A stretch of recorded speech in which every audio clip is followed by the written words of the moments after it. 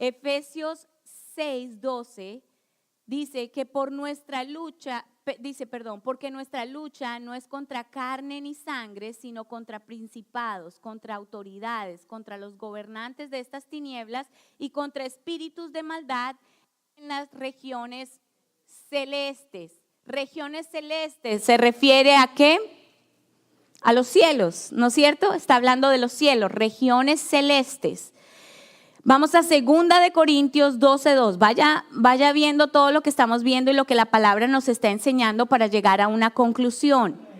Conozco a un hombre en Cristo que hace 14 años, está hablando Pablo de él mismo, si en el cuerpo no lo sé, si fuera del cuerpo no lo sé, Dios lo sabe, fue arrebatado hasta el tercer cielo. Está hablando que Pablo fue arrebatado en una visión, él dice que él mismo no lo sabe, pero que fue al tercer cielo y que se le prohibió hablar de lo que vio allí. Entonces, como conclusión, la Biblia habla de las naciones y los pueblos que han sido cubiertos por velos, que hay un príncipe de este mundo, que hay regiones celestes y que hay un tercer cielo donde habita ¿quién? Dios. Así que si Dios habita en el tercer cielo, ¿qué hay más allá del tercer cielo? No hay nada, porque Dios está por sobre todas las cosas, ¿no es cierto? Entonces, los que estudian la palabra, los eruditos de la palabra, eso no lo dice en la palabra, pero como conclusión se llega a que hay 3 cielos. El primer cielo, que es donde nosotros estamos, donde habitamos, los cielos que ustedes ven y lo que alcanzamos a apreciar como seres humanos. Que hay un tercer cielo, que fue donde fue Pablo, que habita ¿quién? Dios. Dios, está su trono. Y que como no puede haber nada de fuera de él o arriba de él, tiene que haber algo entre el primer cielo y el tercer cielo, ¿verdad? Y se le dice segundo cielo, que es el que dice Efesios 6:12, que habla de huestes espirituales, ¿en dónde? En las regiones celestes. Así que entendiendo eso y a manera de introducción, vamos a ver lo que el Señor nos quiere hablar hoy. Podemos deducir entonces que hay 3 cielos. Ya se los expliqué cuáles son. Sabemos que Dios trae revelación a sus siervos para romper y quitar todo velo de las naciones, ¿no es cierto? Es solamente a través de la revelación y la ayuda del Espíritu Santo que podemos hacer esto. Para dar un ejemplo y para de pronto entender un poquito más acerca de lo que es el velo y la cubierta en las naciones, en las ciudades, en los países y por lo tanto en los territorios, en las casas, en las iglesias, en todas partes puede haber este velo que esté cubriendo. Había un pastor muy conocido y ese pastor tuvo que visitar la ciudad de Seattle arriba al norte de Estados Unidos. Él dice que llegó y esa noche se quedó en su hotel, se quedó durmiendo, pero que en la madrugada lo despertó un sentimiento que él sentía que empezó a embargarle una tristeza profunda. Y de repente empezó a sentir que no valía la pena seguir viviendo. De repente empezó a ver todo oscuro, a sentir que él no tenía valor en la vida, a no apreciar nada, a ver todo gris. Pero dice que de repente una luz, el Señor, le revela qué es lo que está él diciendo. ¿Pero qué estoy diciendo yo? ¿Cómo estoy diciendo que no tengo ganas de vivir? Si soy un siervo de Dios, soy un hijo de Dios, tengo todo. Y se tiró de rodillas y empezó a clamarle al Señor que trajera revelación. Porque ese espíritu estaba viniendo sobre él con depresión y tristeza. Y el Señor le estaba revelando que en la ciudad de Seattle había ese espíritu, un espíritu de depresión y de suicidio. Cuando él fue a averiguar las estadísticas de esa ciudad, la ciudad de Seattle tiene la más alta tasa de suicidios en el país. Así que podemos deducir que ahí hay un velo de ¿qué? Hay algo que está cubriendo ese lugar, que es un espíritu de ¿qué? Depresión y suicidio. Es como para que ustedes puedan entenderlo un poquito mejor. Así que en las diferentes ciudades y países, naciones, por lo tanto nosotros como iglesia debemos estar alertas. No podemos dormir. Tenemos que estar orando y en contacto con el Espíritu Santo para que Él traiga revelación a nuestra vida. Porque ¿en dónde vivimos?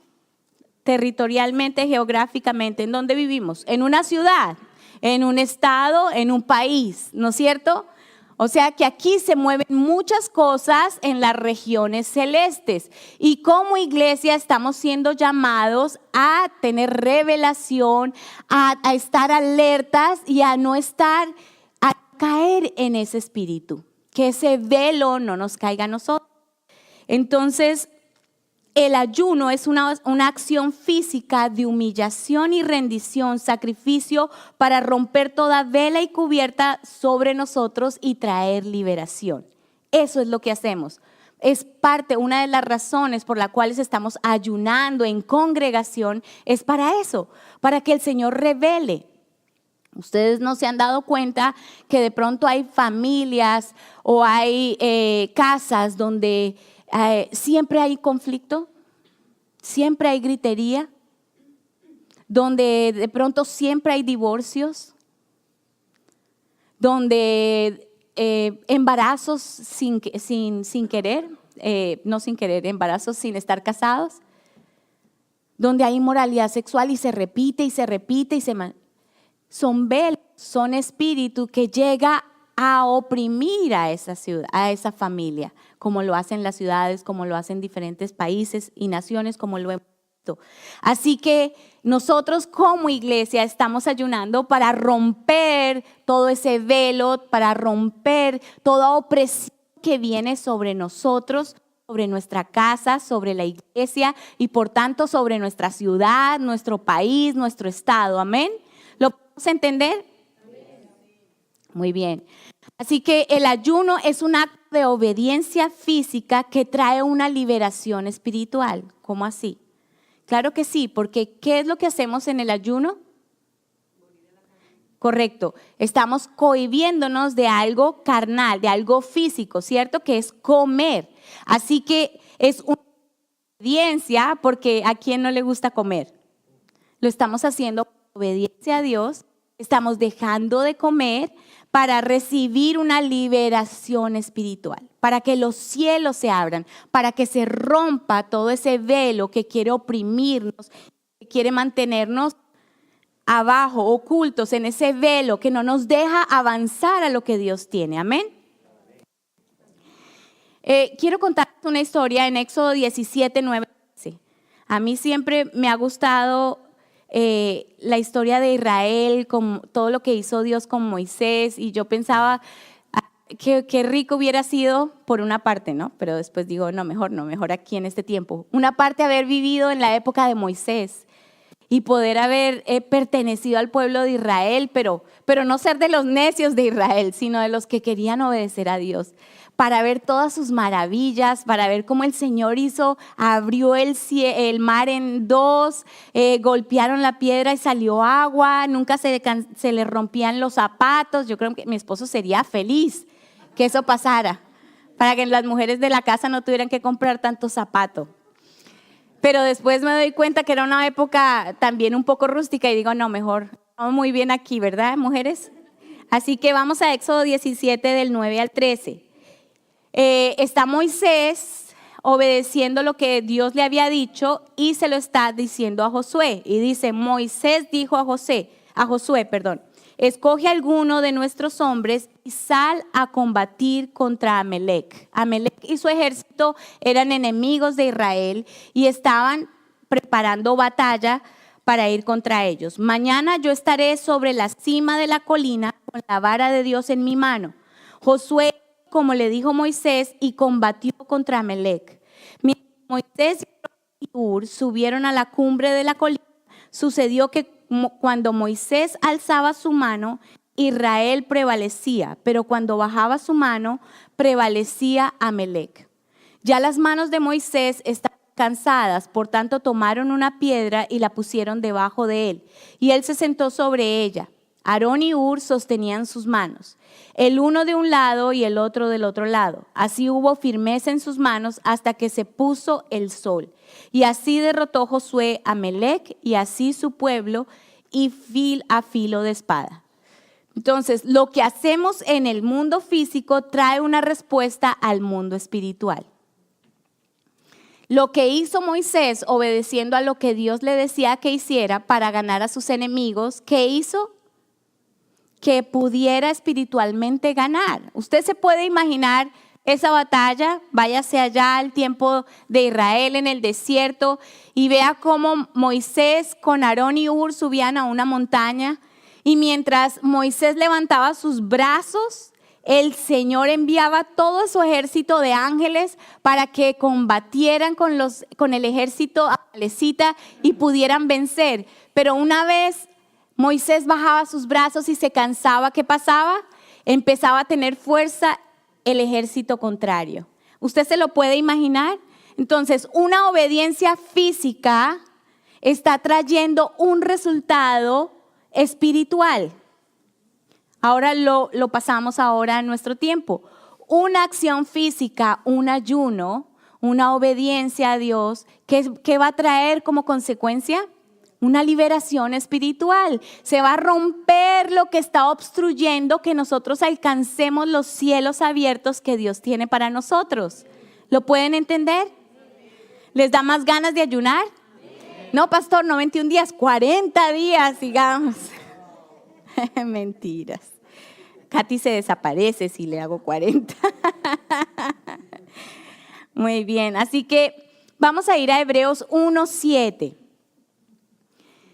Sería necio de nuestra parte decir que nosotros ordenamos los ángeles o que nosotros podemos mandar a los ángeles o que nosotros tenemos alguna comunicación con los ángeles. No la tenemos.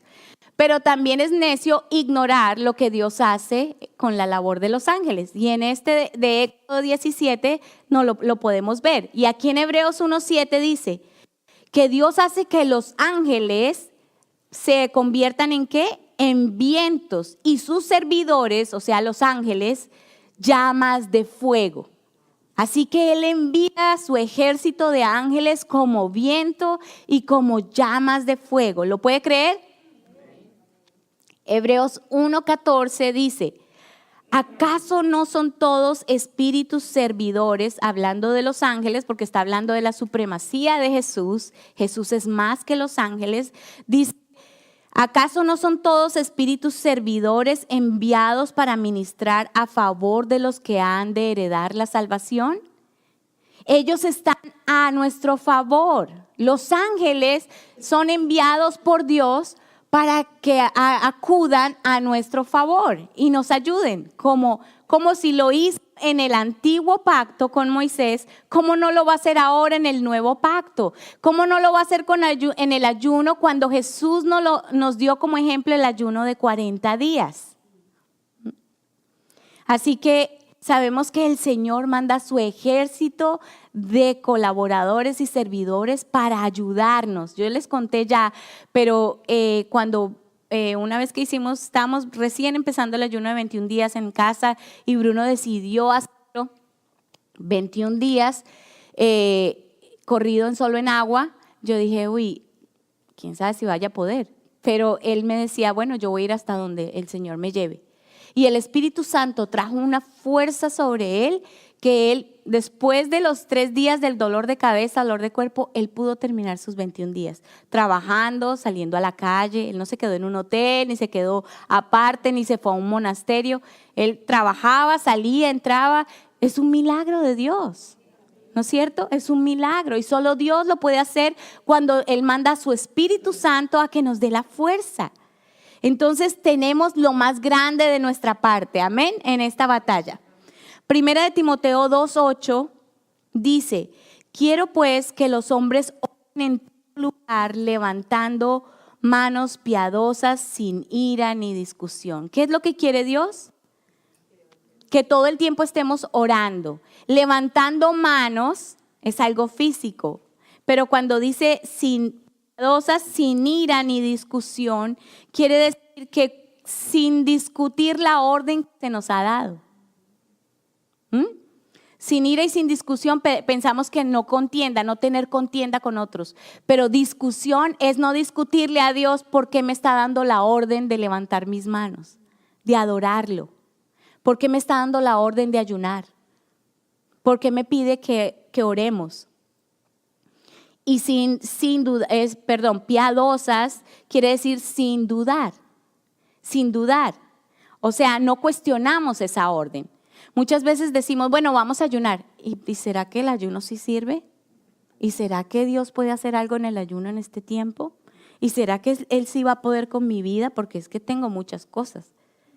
Él quiere que vayamos con una acción física sin discutir ni dudando. ¿Ok? Él quiere que creamos que el Señor va a hacer algo. Que tengamos la fe de que si Dios nos está mandando es porque Dios nos está entregando esa victoria, esa batalla ya es nuestra, como Moisés. ¿Usted cree que siendo Moisés el que lideraba ese grupo de Israel, ese pueblo de Israel, usted cree que para él fue fácil decir, me voy a ir a la montaña, voy a levantar mis manos y se agachan y si no, se las tengo que mantener levantadas? Diría, se volvió loco Moisés. ¿Ah? Y ese pueblo que era tan terco, tan rebelde, tan necio, ¿usted cree que fue fácil para Moisés? Pero sin embargo, ¿qué hizo? Obedeció y eso es lo que Dios quiere. Por eso Dios dice, no quiero sacrificios, quiero ¿qué? Obediencia. Lo que está pidiendo Dios es obediencia. Muy bien, eso lo hizo Moisés. La iglesia moderna ahora se ha reducido nada más a emociones e intelecto y no a ninguna acción física. La iglesia moderna ahora es, ¿y por qué tengo que levantar mis manos mientras adoro? Si el Señor conoce mi corazón y sabe que estoy adorando. ¿Y por qué me tengo que arrodillar si el Señor sabe que yo soy humilde? Si yo siento que yo soy humilde, ¿por qué me tengo que arrodillar? ¿Y por qué tengo que ayunar si el Señor sabe que yo le creo y el Señor tiene poder y lo puede hacer? ¿Por qué tengo que ayunar? Entonces, la iglesia moderna ahora se cuestiona, no tiene fe. La iglesia moderna solamente está en emociones y en sentimientos. Y el pastor dice, vamos a clamar todos adelante, pasemos. Usted ha creído lo que la palabra de Dios ha dicho y en el servicio se mueve el Espíritu Santo y vemos el poder de Dios. Y sin embargo vemos que la gente se queda atrás, mucha gente se queda atrás. ¿Por qué? Porque nos hemos acostumbrado a emociones e intelecto. Yo sé que Dios lo puede hacer. Desde aquí, desde mi lugar, Dios lo puede hacer. Y claro que sí, Dios lo puede hacer. No me cabe la menor duda que cuando Dios quiere hacer algo, lo quiere hacer. Pero Dios requiere muchas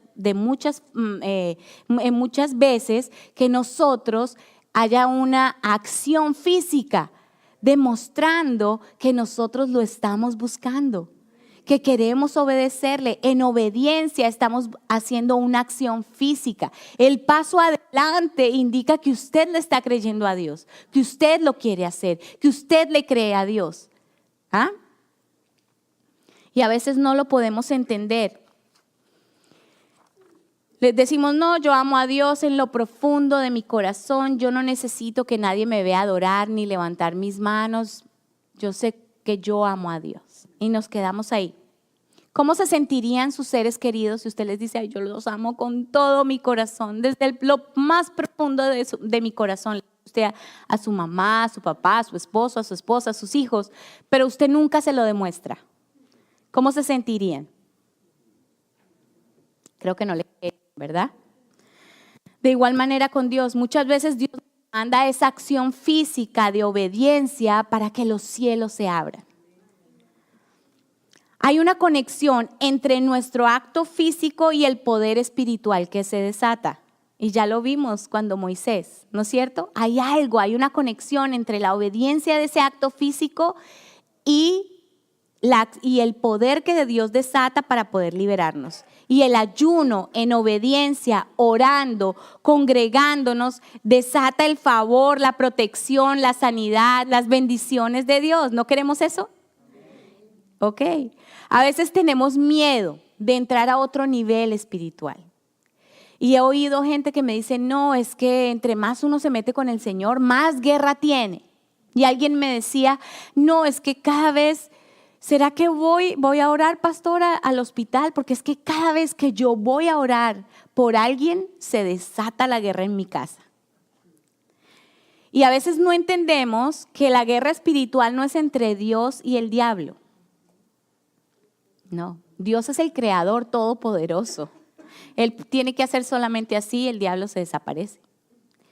La guerra está entre dos poderes espirituales para que nosotros podamos obtener respuesta aquí. ¿Entienden? Esa es la guerra espiritual. El poder de maldad, huestes espirituales que hay en las regiones celestes y los ángeles que está mandando el Señor para guerrear, para pelear, los mensajeros que están trayendo lo que Dios nos quiere contestar. Esa es la guerra espiritual. Entonces, para que me entiendan mejor, en una guerra civil o en una guerra, en el ejército va a pelear, ¿quién tiene más protección? ¿Un cabo recién que entró al ejército o un general de 5 estrellas? El general de 5 estrellas. Entonces, ¿por qué vamos a tener miedo nosotros cuando entramos a una guerra espiritual? Sabemos que vamos a tener más protección de Dios. Vamos a tener más protección de Dios. Dios nos va a mandar todo su ejército a pelear por nosotros. ¿Usted lo puede creer? No tenemos que tener miedo. Cuando Dios nos quiere llevar a otro nivel espiritual, a otro conocimiento, no tenga miedo, porque sí, va a arreciar fuerte, Y tenemos que mantenernos firmes, creyendo en lo que Dios dijo que iba a hacer y en la obediencia. ¿Ustedes creen que mientras Moisés estaba en esa colina levantando sus manos, no había pelea igual fuerte? Había pelea fuerte. Y quizás algunos de sus soldados llegaron a ser heridos o murieron. Pero ¿quién ganó la batalla?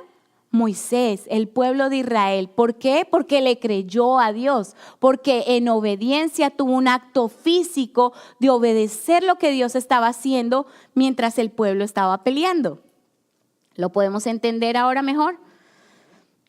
Entonces, no podemos llenarnos de temor en la guerra espiritual. No podemos tener temor a ayunar y a orar. Eso es lo que quiere traer el enemigo en nosotros. Ay, no, es que cada vez que oro, después salgo y hay una guerra en mi casa. No importa, usted siga, usted manténgase. No, es que cada vez que voy a buscar al Señor, me quedé sin trabajo, me peleé con la novia. No importa, usted siga, porque el Señor en esa batalla le va a dar la victoria. Amén. Pero la tenemos que pelear. Pero sabiendo que la protección de Dios es mayor que todas las cosas, que todo lo que está afuera. Amén. Si Dios está con nosotros, ¿quién contra nosotros? Eso es lo que tiene que recordar. Por eso la palabra de Dios se tiene que memorizar, para que cuando en esos momentos de batalla usted pueda recordarla y pueda hablarla, pueda proclamarla en su vida y pueda decir, si yo estoy con el Señor, ¿quién va a estar conmigo? Quítate de aquí, diablo. Y podemos seguir. Otra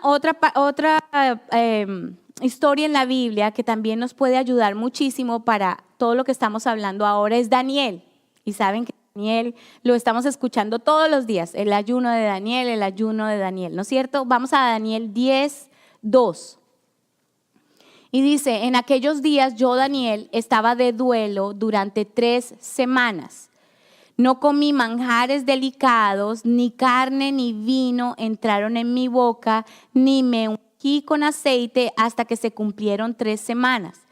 En otras versiones dice, no comí nada placentero, no comí nada de deleite, nada que me hiciera, que sintiera placer. ¿Ok?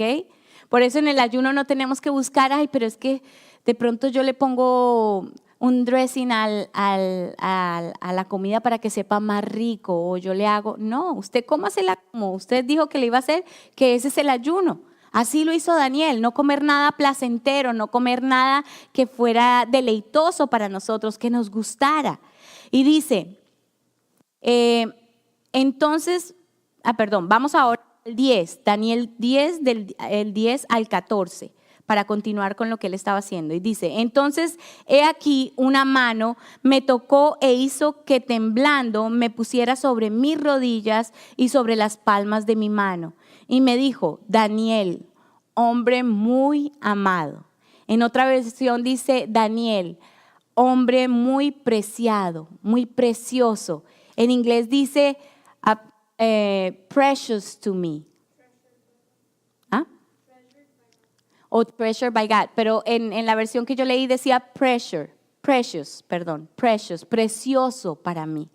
Es algo que Dios le está dando un valor, que le está haciendo deseable, que lo ve con otros ojos. Lo está viendo a Daniel después de que empezó ese ayuno. Dice, y me dijo, mientras hablaba conmigo me puso de pie temblando y me dijo, Daniel, no temas, porque tus palabras han sido oídas desde el primer día que dedicaste tu corazón a entender y a humillarte en presencia de tu Dios. Yo he venido a causa de tus palabras. El príncipe del reino de Persia se me opuso durante 21 días, pero he aquí que Miguel, ustedes saben que Miguel es un arcángel, que es el guerrero, uno de los principales príncipes, vino para ayudarme y quedé allí con los reyes de Persia. He venido pues para hacerte entender lo que ha de acontecer a tu pueblo en los últimos días, porque la visión es aún para días. ¿Qué está diciendo? Daniel, ayunaste por 3 semanas, dejaste lo que era deseable para ti, lo que era precioso para ti, pero ahora Daniel, tú eres precioso para mí. Tú eres deseable para mí. Y yo te quiero decir que ya lo que tú me habías pedido al principio de esas 3 semanas fue enviado inmediatamente. Pero hay guerra. ¿Se acuerdan de lo que hablamos? En los cielos hay una guerra espiritual para que esa respuesta no llegue, pero pronto llegará. Y habrá noticias. Usted puede creer que Dios le está diciendo hoy a usted, pero Señor, pronto llegará mi amada Catherine, mi amada Karen, mi amado Josman. Te he visto ayunar por 21 días. Has dejado lo que era deseable para ti. Pero hoy te quiero decir que tú eres deseable para mí, que tú eres mi amado, que yo te amo, que eres precioso. Que Dios te diga eso. Si el esposo se lo dice y uno, ay, se derrite. Imagínese si Dios te dice eso. ¿Cómo es? Y el Señor no lo está diciendo. El Señor no lo dice. Que somos que somos apreciables para Él. Que somos de placer para Él. Que representamos algo. Miren, el amor de Dios nadie te lo puede quitar. El amor de Dios está. A pesar de, nadie puede quitarte el amor de Dios. El amor de Dios, Él te amó primero, su amor va a estar ahí, que ni lo alto, ni lo profundo, ni el agua, ni lo profundo del mar, ni en las alturas, ni nada te puede separar del amor de Dios. Pero el favor de Dios se consigue cuando nosotros entramos en obediencia en un acto físico. ¿Usted quiere el favor de Dios? ¿Quién no quiere el favor de Dios? El favor de Dios trae bendiciones, el favor de Dios trae la gracia suya, que se abran los cielos. Y el ayuno y la oración traen el favor de Dios para que los cielos se abran.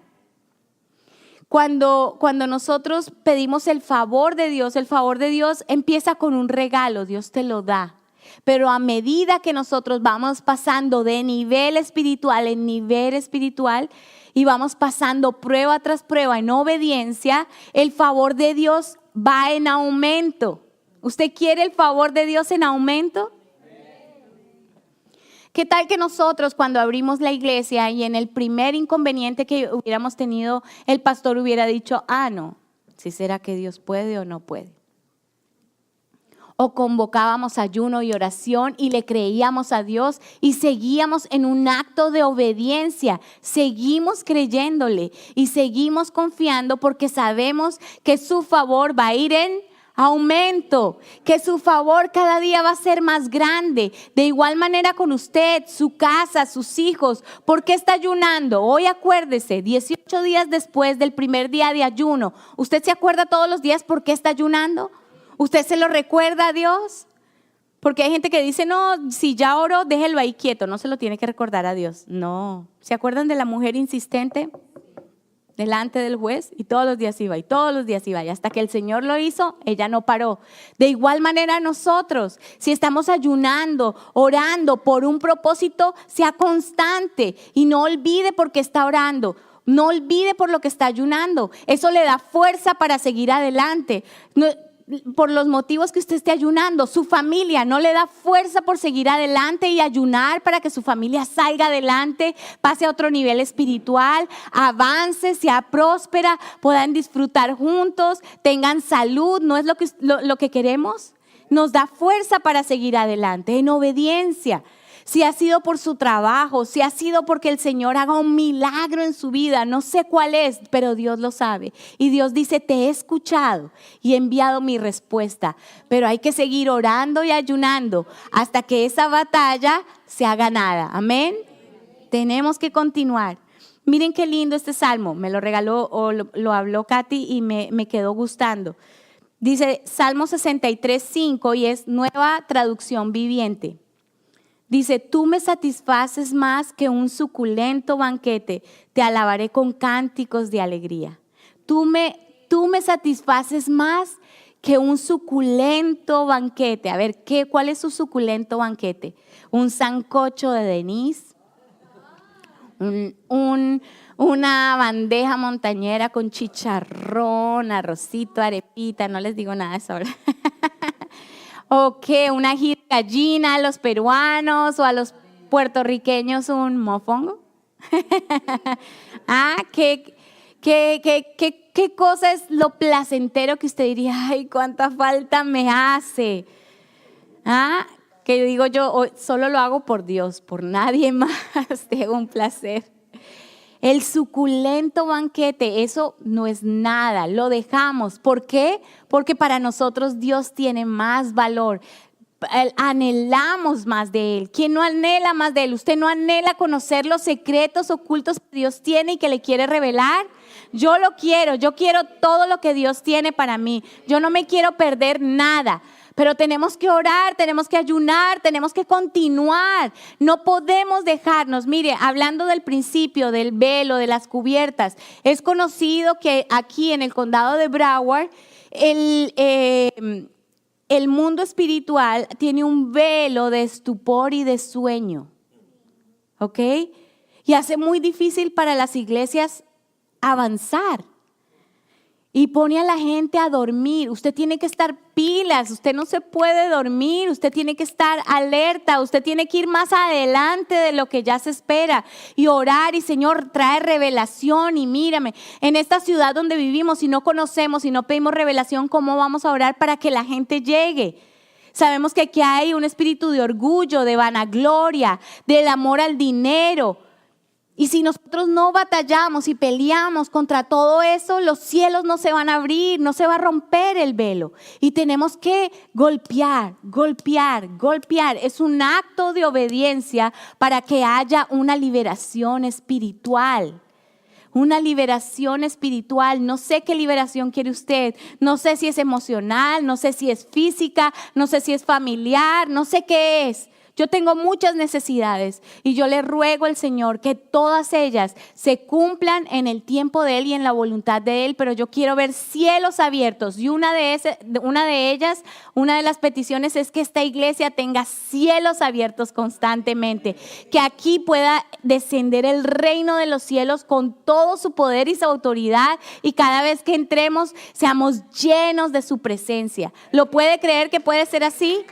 Es así. El Señor lo va a hacer. Somos engañados por nuestro corazón. Por eso la palabra de Dios dice, sobre todas las cosas guarda tu corazón, porque nos dejamos engañar. El enemigo empieza, vio hoy, dizque ayunando, y mire lo que hizo, y mire lo que y lo que dijo, y mire lo que comió, ¿no es que estaba ayunando? Y empieza a distraerte, empieza a desmotivarte. No, yo mejor no sigo, ¿para qué? Empieza a desconectarte. Miren, para terminar ahora, les quiero leer Mateo 17 del 15 al 17. Dice: Señor, ten misericordia de mi hijo, que es un lunático y padece gravemente, pues muchas veces cae en el fuego y muchas veces en el agua. Lo traje a tus discípulos y no lo pudieron sanar. Sus discípulos, los que estaban más cerca de Jesús, vivían con Jesús casi 24 horas. Jesús respondió y dijo: oh generación incrédula y perversa, ¿hasta cuándo estaré con ustedes? ¿Hasta cuándo los soportaré? Tráiganlo acá. Y vamos a ver qué quiere decir, que dice incrédula. ¿Qué es una generación incrédula? Desconectados totalmente de Dios. Una generación incrédula es una generación que está desconectada de la oración, desconectada del ayuno, desconectada de la iglesia, totalmente desconectada. No puede tener fe porque no está conectado su espíritu con el espíritu de Dios. Entonces no puede entender lo espiritual. Está totalmente sin comunicación con Dios. ¿Y qué quiere decir perversa? Perversa es algo dañado, algo que se ha podrido. Es contaminado, conectada con el mundo. Esa generación no se tenía que perder, sin embargo se perdió porque ¿qué? Se desconectó de Dios y se conectó al mundo. Entonces a veces decimos, uy, perverso no, pero como yo no soy perverso, pero estamos más conectados al mundo que a la oración, que a Dios, que a la iglesia, que a lo que tenemos que hacer, a lo que nos ha llamado Dios, como que no le damos el mismo valor que lo que nos lleva al mundo. Y hoy es fácil conectarse al mundo. Solamente tiene que encender el teléfono y ya está conectado en el mundo. Así de fácil y de sencillo. Y nos desconecta. Por eso ahora en la oración nos conectamos a Dios y en el ayuno nos desconectamos del mundo. La oración estamos conectados con Dios y el ayuno nos desconectamos del mundo. Eso es lo que estamos haciendo. Entonces, en este ayuno dejamos la comida física para ser deseables para Dios, para tener su favor y para que los cielos sean abiertos. Amén.